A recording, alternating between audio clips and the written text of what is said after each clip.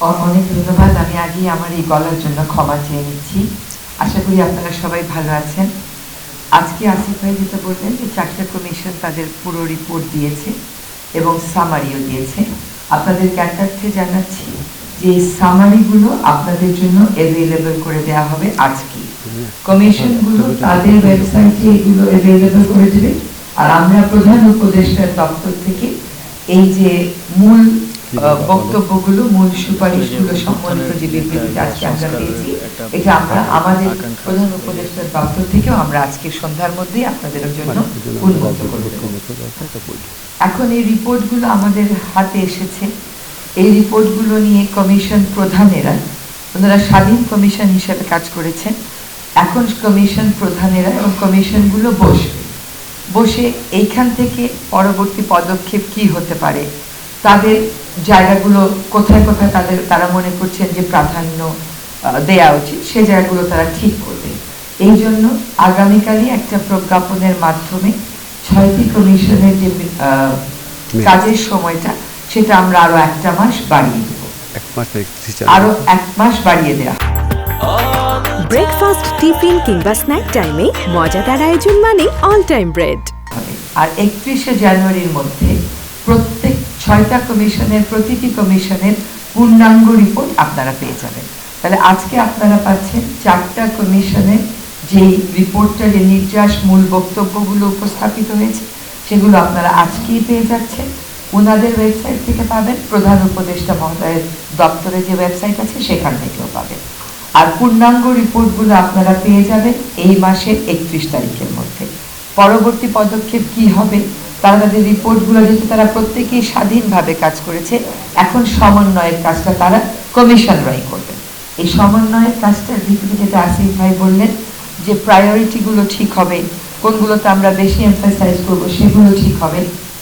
এবং একদিকে যেমন রাজনৈতিক দলগুলোরও কিছু দাবি আছে, অন্যদিকে জনগণেরও কিছু দাবি আছে, একসাথেও কিছু দাবি আছে।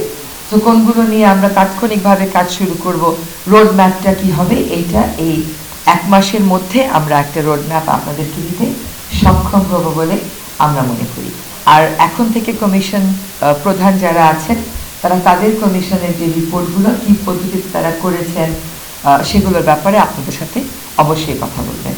এই সংস্কারের যে প্রক্রিয়াটা শুরু হয়েছে, এইটার কনটেক্সটটা যেন আমরা ভুলে না যাই। কনটেক্সটটা হচ্ছে একটা গণ অভ্যুত্থান।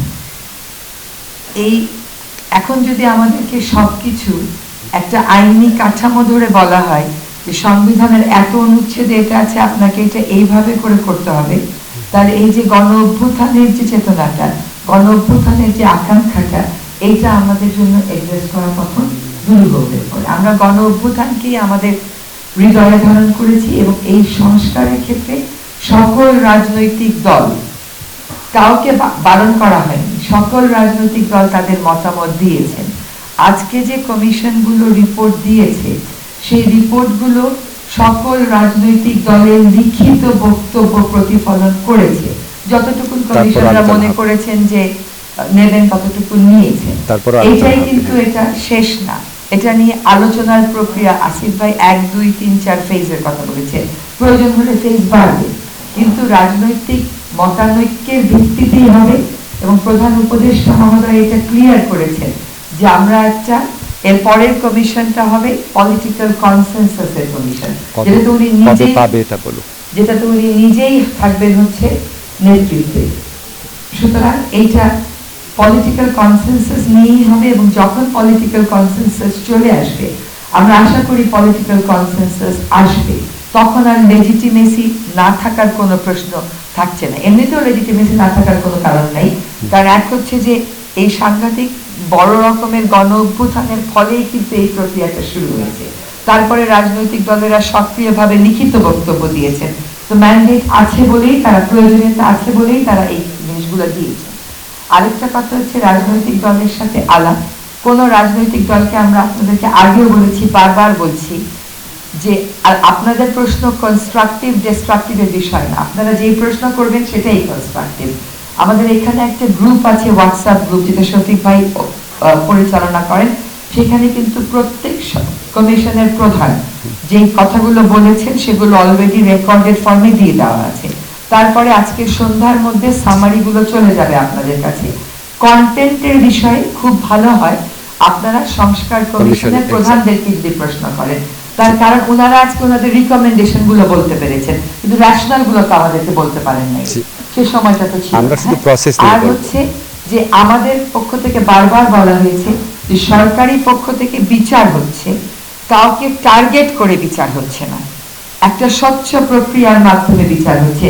আপনারা ভিডিও দিচ্ছেন, আমরা ভিডিও জোগাড় করছি, দেখা যাচ্ছে এমন বিষয় ধরে বিচার হচ্ছে। কাজে আমরা যেহেতু কোনো রাজনৈতিক দলকে নিষিদ্ধ করিনি, রাজনীতিতে কোন দল কোন অবস্থানে কিভাবে থাকবে সেই সিদ্ধান্ত সেই রাজনৈতিক দল নেবে, এটা অন্তর্বর্তীকালীন সরকারের উপর নির্ভর করছে না।